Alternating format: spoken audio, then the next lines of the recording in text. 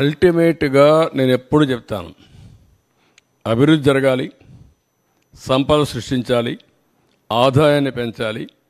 పెంచిన ఆదాయం మళ్ళా అభివృద్ధికి సంక్షేమానికి రెండుకి ఖర్చు పెట్టి సస్టైనబిలిటీ తీసుకురావాలి. ఇప్పుడు అన్నీ ఇంబ్యాలెన్స్ అయిపోయినాయి. ఇంబ్యాలెన్స్ అయిపోయిన దాన్ని బ్యాలెన్స్ ఎట్ట చేయాలి, ప్రజలు ఎట్ట అర్థం చేసుకోవాలి. మొన్న మేము హామీ ఇచ్చాం. హామీ ప్రకారం ఇమీడియట్గా ఏం చేసాం, 3,000 రూపాయలు పెంచాం, 4,000 రూపాయలు పెంచాం. 3,000 రూపాయల నుంచి దివ్యాంగులకు 6,000 పెంచాం. కొంతమంది ఇంట్లో నుంచి లేని వాళ్ళకి 15,000 పెంచాం. బెడ్ నుంచి రాలేని వాళ్ళకి 15,000 పెంచాం.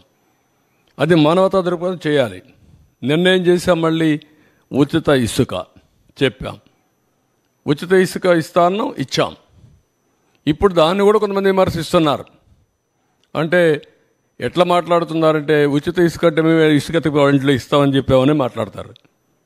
లేకుంటే నేనే మళ్ళీ ఇల్లు కూడా కట్టిస్తాను, లేకుంటే వాళ్ళ ఇంట్లో కూడా పొలాన్ని నేను పని చేస్తాను అని చెప్తారు.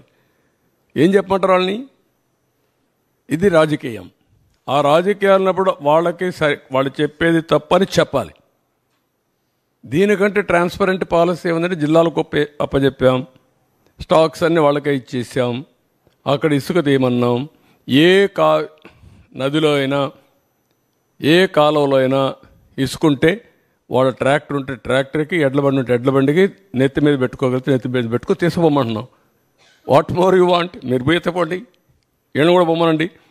వాళ్ళ ఊరికి పోయి ఒక ఎడ్ల బండి కట్టుకొని తీసుకుపోమని ఇంటికి. ఎవడొద్దన్నాడు? ఎవరు అడ్డపడతారు?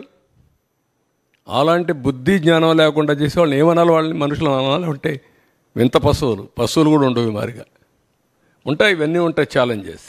సార్, 1,29,000 కోట్ల అప్పు ఉంటే రావాల్సిన 52,000 కోట్ల వరకు ఉన్నాయన్నారు కదా, అట్లాంటి వాటిని రికవరీ చేయడానికి ఏమన్నా చేయాలి? అది కూడా గవర్నమెంటే ఇవ్వాలి. మళ్ళా ఎక్కడ నుంచి కాదు, దానికి కూడా గవర్నమెంట్ లింక్. మళ్ళీ ఎక్కడికి వచ్చింది లింకు? గవర్నమెంట్కే వచ్చింది. అది కూడా ఇవ్వకుండా చేసేసాడు.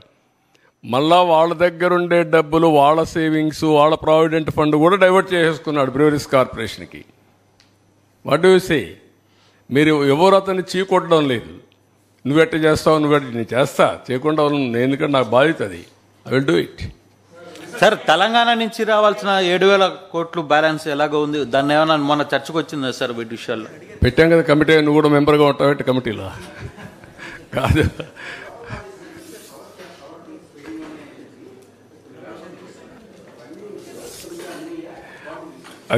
అది కూడా చూడాలి. ఇచ్చారా?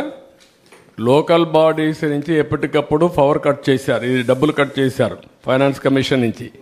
అవి మీకు వచ్చాయా లేదంటే గవర్నమెంట్కి వెళ్ళిపోయినాయా? పార్ట్ వచ్చాయన్నాడు. అది చూడాలి, లెక్కలు చూడాలి. ఇప్పుడు లెక్కలు చూడాలంటే ప్రజెంట్ సిఏజీ కూడా లాభం లేదు, కొత్త సిఏజీ ఏర్పాటు చేయాలి. ఇప్పుడు Sir, the numbers you have shown have already crossed red mark, I believe. So, will you be setting up a committee to handle and take care of the new policy? Committee? What committee? So, committee to look after